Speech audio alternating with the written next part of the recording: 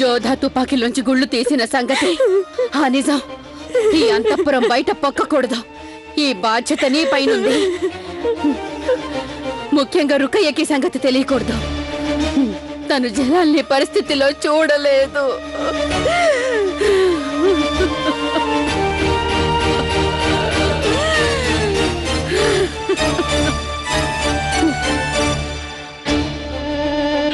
ప్రార్థన చేయి జోధా, జనాలకి ఏమీ కాకూడదని. లేదంటే ఈ సామ్రాజ్యంలో విలయం తాండవిస్తుంది. దాని తీవ్రత నువ్వు ఊహించనైనా ఊహించలేవు.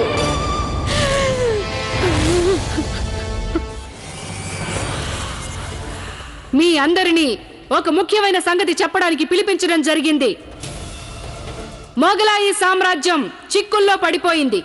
మన ప్రియతమ షెహన్షా గారు వేటాడుతూ ఉండగా గాయపడిపోయారు. షెహన్షా గారి పరిస్థితి ఆందోళనకరంగా ఉంది. అలాగే మొఘలాయి సామ్రాజ్యపు పరిస్థితి కూడా ఆందోళనకరంగా ఉన్న ఈ సమాచారం శత్రువులకి ఎంత మాత్రం తెలియకూడదు. షెహన్షా ఆరోగ్యం బాగోలేదని బయటికి పొక్కనివ్వద్దు. అప్రమత్తంగా ఉండండి.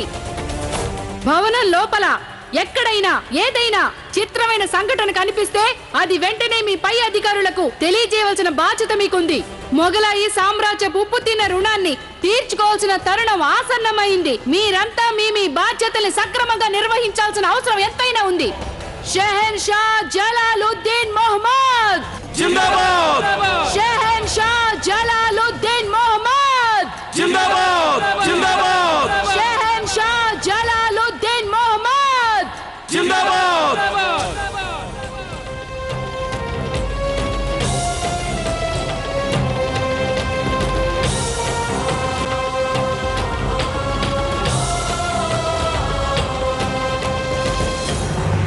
షెహన్షా క్షేమంగా ఉండాలి అంటే ఈ సంగతి అంతఃపురం బయటికి వెళ్లకూడదు. మనం చేయగలిగిందల్లా వారి క్షేమం కోసం ఖుదాని ప్రార్థించడమే. ఈ విషయంలో ఎవ్వరూ పరస్పరంగా వాదించుకోకూడదు. రుకయ్యా బేగంకి ఈ సంగతి ఇంకా తెలీదు.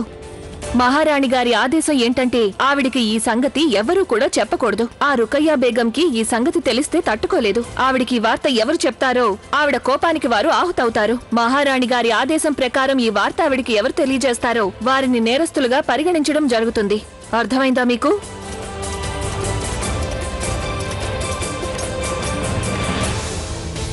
వేటాడుతున్నప్పుడు జోధా బేగం షెహన్షా తుపాకీలోంచి గుళ్ళు తీసేసిందని ఇక రుకయ్యా బేగంకి ఎవరు చెప్పగలరు? ఏంటి, జోధా బేగమా? అవును, తనే షెహన్షా గారి తుపాకీలోంచి గుళ్ళు తీసేశారు. కావాలనే తీసేసుంటుంది ఆవిడ. చాలా ఆనందం. మనం చెయ్యాల్సిన పనేదో ఆ జోధా బేగం చేసేసింది. అయితే ఒక చిన్న తప్పు చేసింది. తుపాకీలోంచి గుళ్ళు తీసేయడానికి బదులు అవేవో జలాల గుండెల్లో దింపేసి ఉండాల్సింది. ఆ విధంగా ఆవిడ ప్రతీకారం నెరవేరుతుంది. అలాగే మన లక్ష్యం కూడా నెరవేరిపోయి ఉండేది. ఓన్లే అడవైతే ఏంటి, రాజభవనం అయితే ఏంటి, జలాల్కి చావు తప్పదు. కానీ షెహన్షా ఇంకా బతికే ఉన్నాడు. ఇంకా ఎంతసేపు బ్రతుకుంటాడు? ఎన్నాళ్ళు? ప్రమాదపు వలయంలో ఉన్న సమయంలోనే ఆ జలాల సమయాన్ని మనం మరింత తగ్గించాలి. ఈ రాత్రే జలాలకి చివరి రాత్రి కావాలి. అయితే ఇక మనం ఏం చేయవలసిన అవసరం ఉండదు ఆదం ఖాన్. రాజవైద్యుడి ఔషధం వారి మీద బొత్తిగా పనిచేయడం లేదు. షెహన్షాకి చావు తప్పదు. మనమెందుకు తిరుగుబాటుదారులు కావడం? అయితే తమరు షెహన్షా కావడానికి తమరి అమ్మీజాన్ మహామంత్రి అయిన మహామంగ గారే అడ్డు రావచ్చు. ఆవిడ దీన్ని వ్యతిరేకించినట్లయితే సంతోషకర సమయంలో అపశకునాలు మాట్లాడకూడదు షాబుద్దీన్. రేపే మొఘలాయి సామ్రాజ్యపు సింహాసనంపై ఆదాం ఖాన్కి పట్టాభిషేకం జరుగుతుంది. అప్పుడు చేసుకునే సంబరం మరి ఎప్పటి నుంచో మొదలెట్టచ్చు. మహారాణి గారి ఆదేశం ప్రకారం ఈ సమాచారాన్ని రుకయ్యా బేగంకి ఎవరూ చెప్పకూడదు. విశ్వాసపాత్రత ఈ తరుణంలోనే చూపించాలి. ఎవరో ఒకరు ఈ విషయం రుకయ్యా బేగంకి చెప్పి తీరాలి. అందరికంటే విశ్వాసపాత్రుడు హోషార్ ఖానే కదా, తనే విశ్వాసపాత్రత చూపించుకోవాలి. వీల్లేదు. ఏ ఒక్కరూ రుకయ్యా బేగంకి ఈ సంగతి తెలియపరచకూడదు.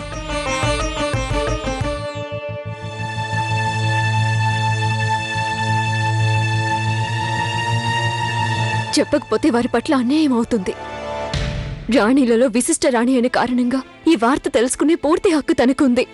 మీరసలు ఏమంటున్నారు జోదా బేగం? తమరికి రుకయ్యా బేగం గురించి సరిగ్గా తెలీదు. నాకు తెలిసిందల్లా ఈ నిజాన్ని వారికి తెలియజేయడం అత్యంత అవసరం. లేదంటే ఆవిడ మనలో ఏ ఒక్కరిని క్షమించబోదు. షహిన్షా నాతో పాటే తీర్థయాత్ర కోసం వచ్చారు. ఆ యాత్రలో వారికి అలాంటి దుర్ఘటన జరిగింది. అలాంటప్పుడు నేనే స్వయంగా పూనుకొని వారికి ఈ సంగతి ఆలస్యం చేయకుండా తెలియజేయాలి.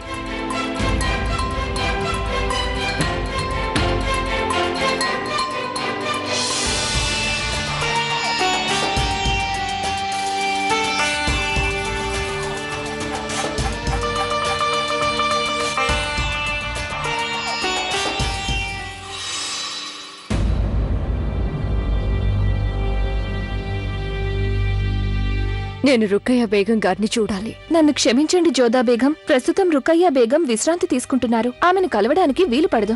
కానీ నేను వారిని కలుసుకోక తప్పదు.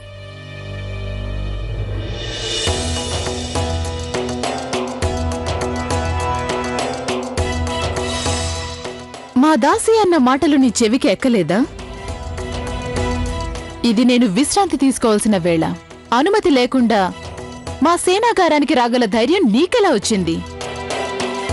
పైగా ఇలాంటి స్థితిలో వస్తావా?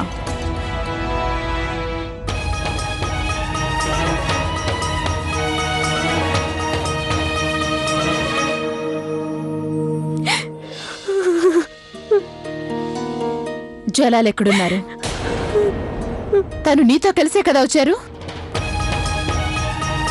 మరి ఎక్కడ జలాల్? చెప్పు, జలాల్ ఎక్కడున్నారు?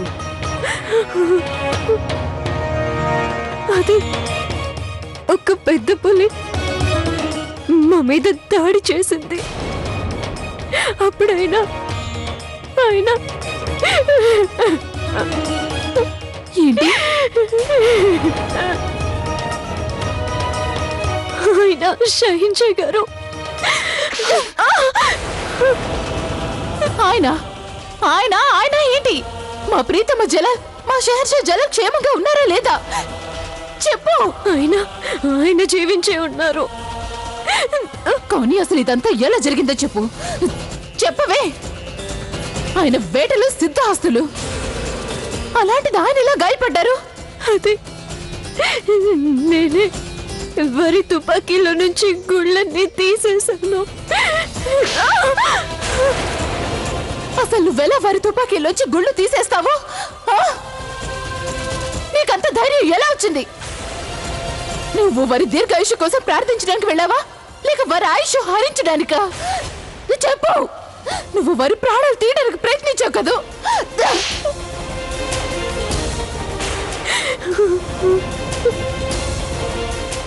ఆయన అమాయక జంతువుల్ని వధిస్తారనుకున్నాను నేను. అందుకని నువ్వు జలాల్ ప్రాణాల మీదకి తీసుకొస్తావా? ఏదో ఒక జంతువుని కాపాడడం కోసం నువ్వు ఇలాంటి పని చేస్తావా?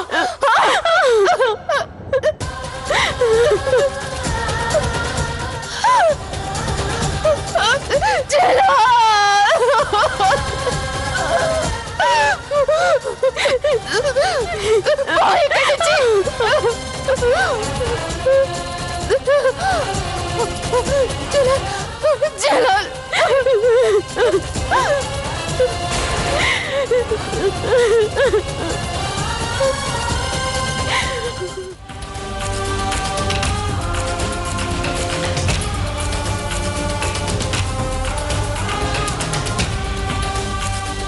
మీకీ వివాహం సమ్మతమేనా?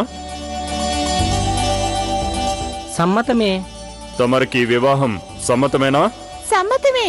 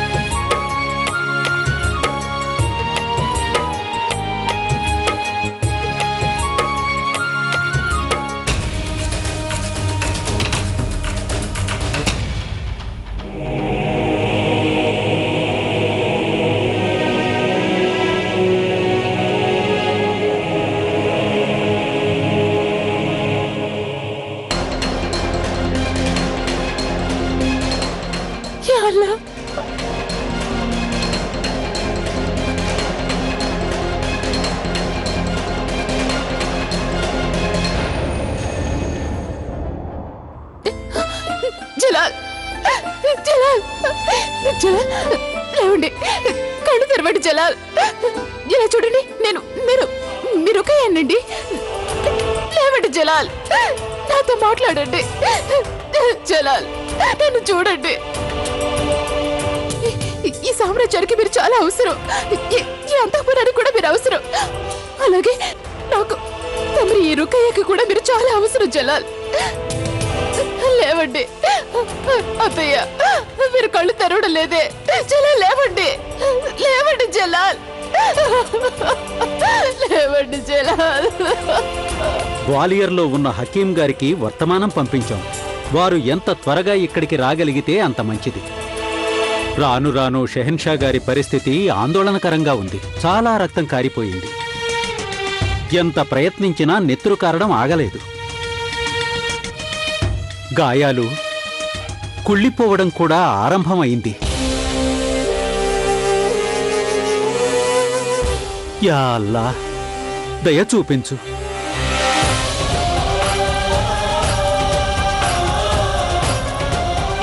కొన్ని లక్షల మంది షెహన్షా కోలుకోవాలని ప్రార్థన చేస్తున్నారు.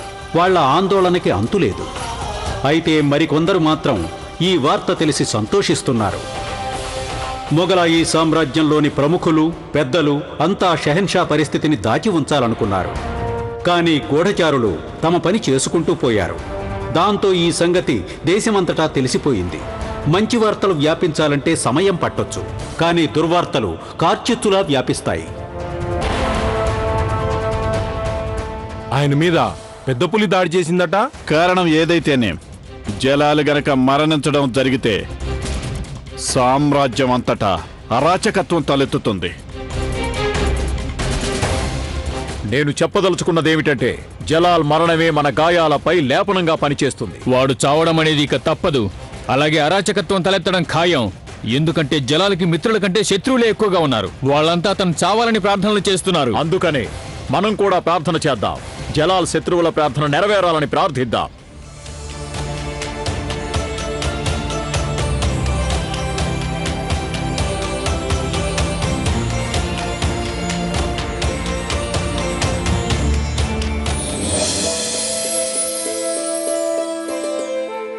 నానమ్మా, షుజామల్ అన్నయ్యకి చికిత్స చేయడానికి చుక్తాయ్ ఖాన్ గారు పంపించిన వైద్యుడికి సాయపడ్డానికి నేను కూడా వెళ్ళనా? వారు చాలా పెద్ద వైద్యులు. వారికి నీ సాయం అవసరం పడదు. కానీ నేను వనమూలికల గురించి తెలుసుకోదలిచాను. ఎందుకు తెలుసుకోవాలి? తెలుసుకుంటే చిరుతపులి పంజా దెబ్బ వల్ల అన్నయ్య గాయపడ్డం జరిగింది. నాకు తెలుసుకోవాలనుంది. చిరుతపులి దెబ్బ వల్ల కలిగే గాయాలు నయం చేసే లేపనాన్ని ఏ మూలికలతో తయారు చేస్తారో. నానమ్మా, మనకి యుద్ధాలు ఎప్పుడు జరుగుతూ ఉంటాయి. అప్పుడు యుద్ధంలో గాయపడిన మన సైనికులకి చికిత్స చేసే పద్ధతి తెలుసుకోవడం చాలా ముఖ్యం కదా. వాళ్ళ భద్రత మన బాధ్యత కదా నానమ్మా. వాదించడంలో నిన్నెవ్వరూ ఓడించలేరు. వెళ్ళు, వెళ్ళడానికి అనుమతినిస్తున్నాను.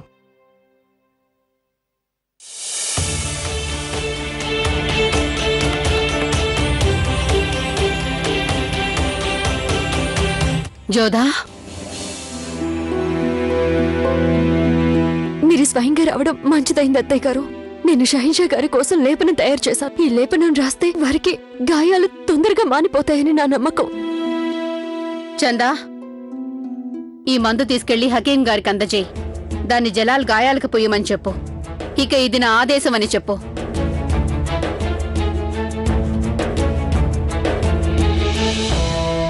నాకెంతో నమ్మకం ఉంది. ఈ లేపనం తప్పకుండా పనిచేస్తుంది. హుదా దయ వల్ల ఈ మందు తప్పకుండా పనిచేయాలి జోధా. ఒకవేళ అది పని చేయకపోతే, ఒకవేళ విధి వక్రించి జలాల్కి ఏదైనా జరగరాంది జరిగితే నీ మీదే నేరస్తురాలని నింద వచ్చేస్తుంది. నువ్వు ద్రోహం చేశావనుకుంటారు. ప్రస్తుతం అటు జలాల్ గాని ఇటు నువ్వు గాని ఆపద నుంచి బయటపడలేదు. ఒకవేళ ఎవరైనా దాసి నిన్ను హతమార్చవచ్చు. నీ వల్లే తమ బాద్షా ఆపదలో పడ్డారన్న కోపంతో. ఒకవేళ బేగంలలో ఎవరైనా ఒకరు నీకు విషం ఇచ్చేయొచ్చు. ఎందుకంటే నీ వల్లే తమ భర్త ప్రాణాపాయంలో ఉన్నాడని. ఒకవేళ నువ్వే ద్రోహం చేశావనుకుని ఎవరైనా సైనికుడు నిన్ను చంపినా చంపొచ్చు. ఎందుకంటే నీ వల్లే తమ సంరక్షకుడైన షెహన్షా ఆపద పాలయ్యాడని. నన్ను చంపేస్తే అలాగే చంపనివ్వండి అత్తయ్య గారు. అలా చేసినందువల్ల వాళ్ళకి మనశ్శాంతి కలుగుతుందేమో. నేను అపరాధినని వాళ్ళు అనుకున్నట్లయితే నేను చచ్చిపోవడమే మంచిది అత్తయ్య గారు. నన్ను తల్లితో సమానంగా చూస్తావు. అలాంటప్పుడు నేను నీకు ప్రాణాపాయం వస్తే చూస్తూ ఊరుకోగలనా? ఒక తల్లి తన ప్రాణాలు కూడా లెక్క చేయకుండా తన సంతానాన్ని ఆపదల నుంచి కాపాడుతుంది జోధా. నువ్వు కేవలం నాకు కోడలివి మాత్రమే కాదు, నాకు నువ్వు కూతురుతో సమానం. జలాల్లాగానే నీకేదైనా అపాయం జరిగినా నేను చూడలేను. ఆ ఖుదాని ప్రార్థిస్తున్నాను జలాల్ త్వరగా కోలుకోవాలని. కానీ అదంతా జరిగేంత వరకు నువ్వు ఇక్కడే ఈ గదిలోనే ఉండిపోవాలి. ఇక్కడి నుండి బయటికి అసలు వెళ్ళకూడదు.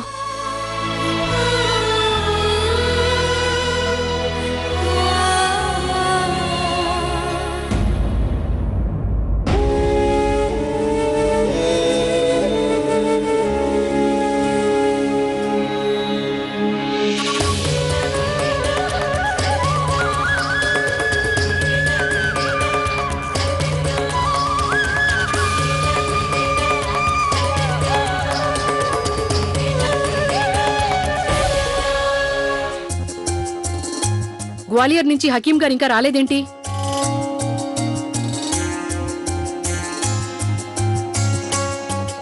మహామంగ గారు, ఈ మూలికా ఔషధం మహారాణి గారు పంపించారు షెహన్షా గారి కోసం.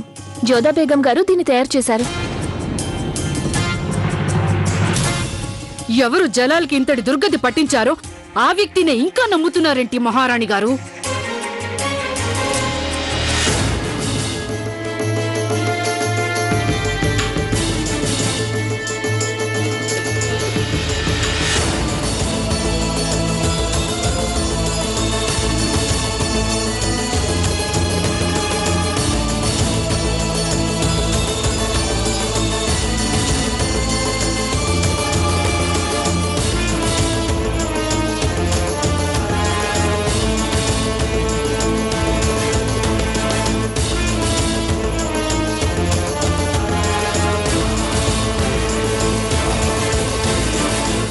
చాలా గొప్ప ఔషధం.